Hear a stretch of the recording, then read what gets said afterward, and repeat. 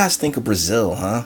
I mean, there's a lot of people that are going through Brazil right now to get to the US, but I'm about to run across some cash and, smart people move. I already had that time out in Cali. There'll be, the money will go further, and, there'll be a lot of opportunities to make myself a nice little family out there. So, I don't know. That sounds like a real groove right now. Because I'm reading this article here in Patch. Essex County trash incinerator unfairly burdens poor, critics say. It would be unheard of to place a incinerator in Montclair or Short Hills. It's environmental racism, a critic of the Newark plant said. This is written by Eric Kiefer or Kiefer. I'm not 100% sure, but either ways, yeah, smart people move. Because what more evidence do you want or need that this is how they view Newark? This is how they view Irvington. This is how they view East Orange. This is how they view the more urban sectors of New Jersey. This is just a dumping grounds, and the elected officials of these areas are nothing more than wardens and gatekeepers than anything else. They've long since stopped speaking for the people that they supposedly represent. I mean, it happened a long time ago. And even when they can get a rather popular guy into where they want him, the system chews him up and spits him out every time. Every single time. Too many of the people who pass Convita's waste-to-energy plant in Essex County on their daily commutes is just another view from the New Jersey Turnpike. But to people who live in its footprint, many of whom are low-income or immigrants, it's a daily reminder of environmental racism, some critics say. Last month, pink fumes wafted from a smokestack at the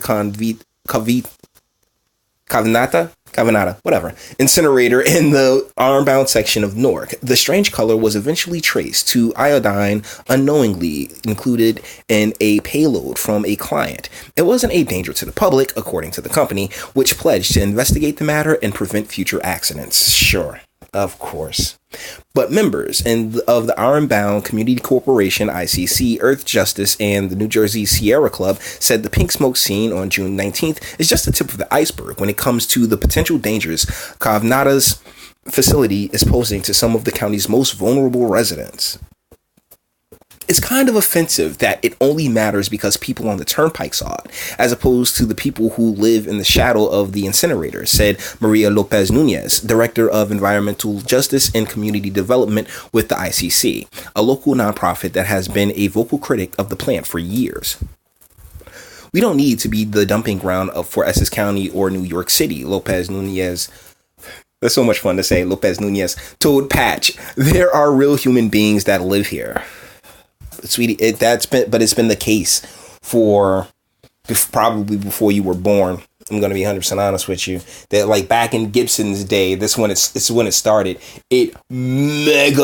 Sharp James did what he could, ultimately, right? Because all of these things would have been in place. I can't help but feel like if Sharp James just like really let them have their way, like Cory Booker did, which is a big reason why we're like kind of the Essex County is just using it as the dumping grounds that it is because what that it's become, because hey, Cory set a lot of that in motion and he wants to be president.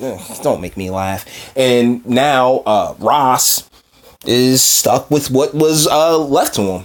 I mean, and that's the thing when it comes to politics and these politicians, no matter what, they gotta still deal with choices that were made 40, 50 years ago before they even got there. Things that many of them can't fathom because they're not as bright as you think they are. Currently, the Newark incinerator combusts 2,800 tons per day of municipal garbage and generates about 65 megawatts of electricity, making it New Jersey's largest energy from waste facility. It burns garbage from New York City and all 22 municipalities in Essex County, converting it into enough electricity to power about 45,000 homes, Convita says on its website. That's it. No offense, but I mean, I don't consider that like for the return on investment. The result of an arrangement between Essex County and the Port Authority of New York, New Jersey, the incinerator's construction was financed in 1990. with tax-exempt public bonds in an attempt to keep trash out of landfills. So, yeah, okay, James did do this. The location of the plant, 183 Raymond Boulevard, was a joint decision between the city of Newark, Essex County, and the Port Authority. So like I said, everybody's stuck with choices that was made long before they got there. This was done in 1990. So this was like really at the tipping point of all of of creating the environments and really cultivating a harmful atmosphere for regular folks that ultimately contributes to a lot of the crime and depravity and degeneracy that makes these places damn near inhabitable. Cavanata took over operations at the facility in 2005. It operates 44 waste-to-energy facilities in North America, China, and Europe, and maintains a global headquarters in Moorestown.